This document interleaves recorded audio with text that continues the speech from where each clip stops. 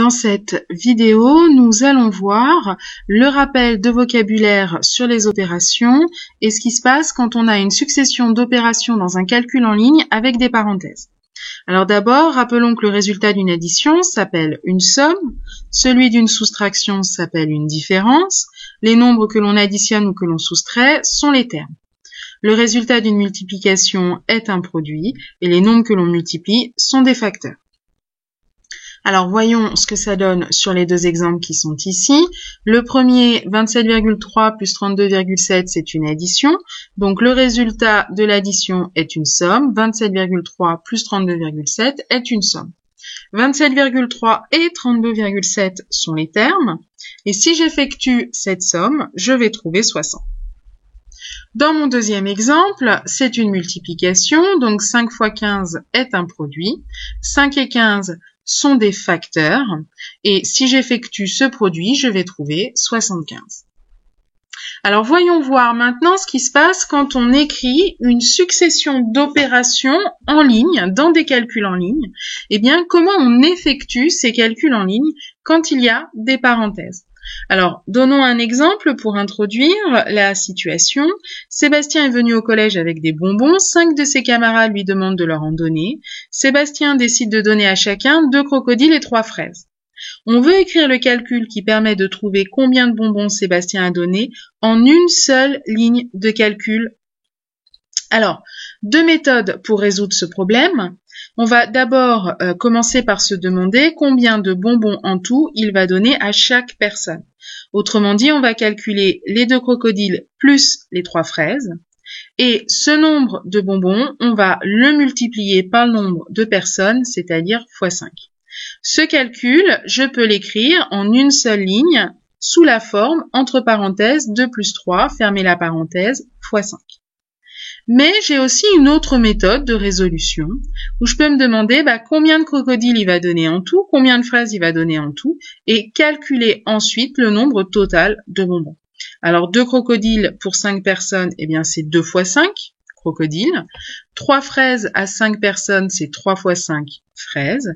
Et le nombre total de bonbons, c'est les 2 fois 5 crocodiles plus les 3 fois 5 fraises. Alors cette opération, cette méthode, je vais pouvoir l'écrire en une seule ligne sous cette forme. Entre parenthèses 2 fois 5, fermez la parenthèse, plus entre parenthèses 3 fois 5, fermez la parenthèse.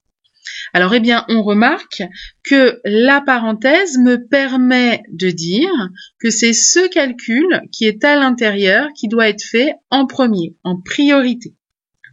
Donc ça, c'est une règle qui vaut et qui est décidée par tout le monde. Quand on veut indiquer qu'un calcul est prioritaire, on va le mettre entre parenthèses. Donc on va pouvoir énoncer une première priorité. On effectue d'abord les calculs des expressions entre parenthèses en commençant par les parenthèses les plus intérieures. On va voir ce que ça signifie, les plus intérieures, dans l'exemple B. Commençons d'abord par un exemple simple, l'exemple A. Il n'y a qu'une seule parenthèse et donc je vais effectuer le calcul qui est dans les parenthèses en premier. Donc ici, je vais effectuer la somme 8,2 plus 4,8. Je trouve 13. Je réécris ce qu'il y a autour. A égale donc 15 moins 13. Et je fais maintenant ma soustraction finale. 15 moins 13 égale 2, donc A égale 2. Alors, pour l'expression de B, c'est un petit peu plus compliqué parce que vous voyez que vous avez une première paire de parenthèses, une deuxième paire de parenthèses, puis une paire de crochets et une deuxième paire de crochets. Alors, qu'est-ce qu'on appelle des parenthèses plus intérieures? Vous voyez qu'on a imbriqué des crochets ou des parenthèses. D'ailleurs, les crochets ont le même sens que les parenthèses. Vous les verrez apparaître dans des expressions quand il y a déjà des parenthèses. Donc, on va avoir des crochets et des parenthèses imbriquées les unes dans les autres. Eh bien, les plus intérieures, ce sont celles qui sont vraiment le plus à l'intérieur des autres. Donc ici, la parenthèse la plus intérieure, on a 6 plus 2 qui est entre ce crochet-là. Donc on va d'abord commencer par ce calcul, ça donne 8. Puis on a 6 fois 5 qui est aussi imbriqué dans ce crochet-là, ce qui va nous donner 30. Et on va réécrire exactement à l'identique tout ce qu'on n'a pas calculé. Donc B égale le premier crochet, le deuxième crochet, 4 fois. On a mis le résultat de 6 plus 2, ça fait 8. Plus besoin de parenthèse puisqu'on a calculé ce qu'il y avait à l'intérieur. Par contre, on remet ce crochet-là. La soustraction, plus besoin de ces parenthèses puisqu'on a donné le résultat.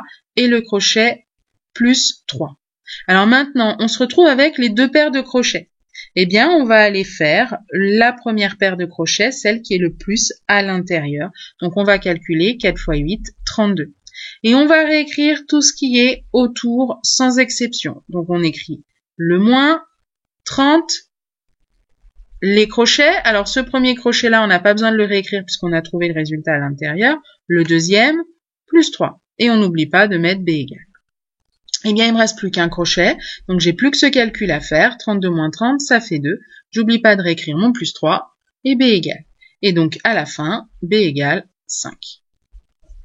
On n'oublie pas, donc, quand il y a des parenthèses dans des calculs en ligne avec plusieurs opérations, on va toujours effectuer ce qu'il y a dans les parenthèses en premier. Et s'il y a plusieurs parenthèses, on effectuera d'abord les parenthèses les plus intérieures.